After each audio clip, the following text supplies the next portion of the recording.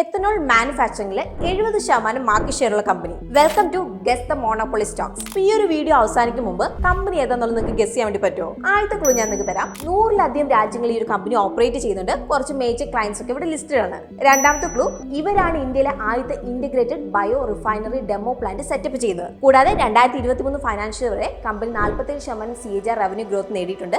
24% ROE അതുപോലെ almost debt free ആണ്. 2024 financial എൻഡിൽ കമ്പനിയുടെ ഓർഡർ ബുക്ക് വാല്യൂ ഏകദേശം 3500 കോടി രൂപയാണ്. അപ്പൊ നിങ്ങൾക്ക് ഗസ് ചെയ്യാൻ പറ്റുമോ? പ്രാജ് ഇൻഡസ്ട്രീസ് ആണ്. ഇപ്പൊ എത്തനോൾ സെക്ടറിൽ വലിയൊരു ന്യൂസ് ഉണ്ട്. ഇപ്പൊ 12 ജൂണിൽ petroleum and natural gas union minister already announce ചെയ്തിട്ടുണ്ടായിരുന്നു ഇന്ത്യ എത്തനോൾ ബ്ലെൻഡിന്റെ 15% അച്ചീവ് ചെയ്തിട്ടുണ്ടെന്ന്. അപ്പം എത്തനോൾ ബ്ലെൻഡിംഗ് എന്ന് പറഞ്ഞാൽ എമിഷൻ കുറയ്ക്കാനായിട്ട് ഗ്യാസോലിൻ അതുപോലെ തന്നെ എത്തനോൾ മിക്സ് ചെയ്യുന്നതാണ്. അപ്പൊ ഇത് അടുത്ത വർഷമൊക്കെ ആകുമ്പോഴേക്കും 20% എത്താം. അപ്പം എല്ലാം, അതായത് കാർ മുതൽ ഓട്ടോറിക്ഷാസ് വരെ എത്തനോൾ ബേസ്ഡ് ആവും വരും വർഷങ്ങളിലൊക്കെ. നിങ്ങളുടെ കാറിൽ നിങ്ങൾ ഏത് ഫ്യൂലാണ് നിങ്ങൾ യൂസ് ചെയ്യുന്നത്? താഴെ നിങ്ങൾ കമന്റിൽ പറയാം.